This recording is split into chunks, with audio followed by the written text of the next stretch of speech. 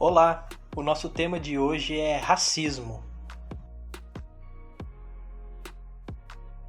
Todo mundo conhece aquela pessoa que faz comentários do tipo: nossa, o cabelo dela é ruim, esse cabelo molha, será? Eita, que serviço de preto. Ou mesmo expressões como criado mudo, lista negra, dentre tantas outras. Mas espera lá, será que isso são mesmo piadinhas ou brincadeirinhas, como dizem? Ou é apenas a materialização do racismo que está enraizado na nossa sociedade?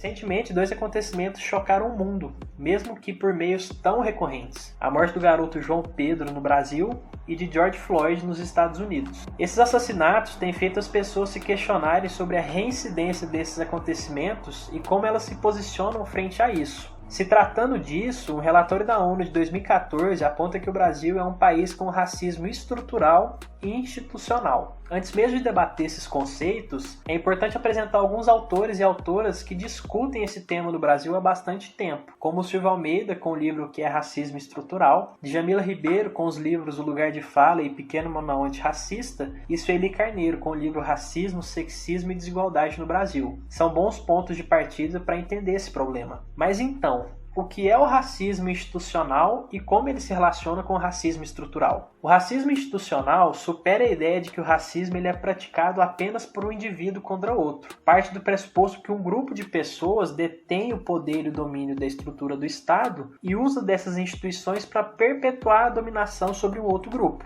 Desse modo, o histórico racismo institucional ele reproduz as condições de manutenção da ordem que já está estabelecida e consolida, assim, o racismo estrutural, que usa do imaginário coletivo para perpetuar as ideias do grupo dominante. Assim, é importante perceber que essas formas de racismo elas estão intimamente ligadas aos processos de formação do Estado e o projeto político que legitima e normatiza essa ideologia. E para compreender esse cenário, é preciso fazer uma leitura do processo histórico brasileiro. Foram mais de 300 anos de escravidão, e aqui vale ressaltar que o Brasil foi o último país da América Latina a abolir a escravidão, justificadas com a desculpa de que faltava mão de obra ou que esse grupo explorado era a base da economia do país. Mas o que percebe, na realidade, é que eram apenas pretexto para se manter o prestígio e o poder político na mão de quem já dominava. E no período pré-abolição, foi criado um aparato legal tanto para fantasiar um afrouxamento da estrutura escravista, seguindo as pressões externas, quanto para manter a estrutura social após a abolição. A prova disso é que algumas leis surgiram já em função de um movimento de antecipação da abolição da escravidão. Um exemplo é a Lei de Terras, de 1850, que dificultou o acesso à terra para os que seriam futuramente ex-escravos, visto que só podia se obter terras no país por meio de compra e venda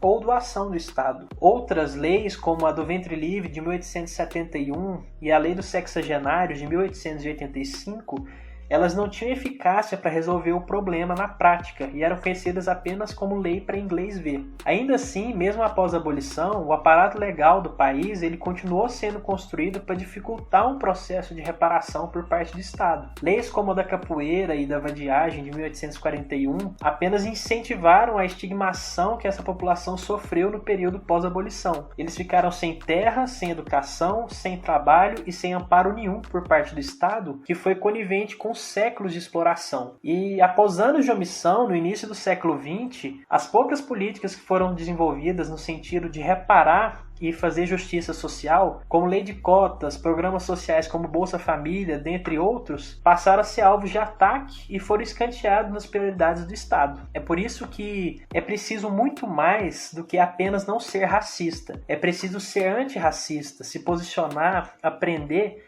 e entender sobre esse problema brasileiro. Fazer isso ajuda a compreender o complexo processo histórico brasileiro que produziu e continua produzindo desigualdades. Além disso, escancara um país marcado pela desproporção no acesso aos direitos dos cidadãos e cidadãs. A comprovação disso é o fato da maior parte da população estar ocupando a menor parte dos cargos de destaque do país, como cientistas, professores universitários, médicos, engenheiros, dentre outros. Eu sou Lucas Calil, geógrafo e mestrando em Geografia pela Universidade Federal de Goiás e um colaborador e editor do Educa Periferia. Carolina Maria de Jesus disse: a vida é igual a um livro. Só depois de ter lido é que sabemos o que encerra. E nós, quando estamos no fim da vida, é que sabemos como a nossa vida decorreu. A minha, até aqui, tem sido preta. Preta é a minha pele, preto é o lugar onde eu moro. Eu peço licença aos que vieram antes, aos meus e ao nosso povo para complementar esse poema. Preta é a minha alma. Preto é o meu caminhar.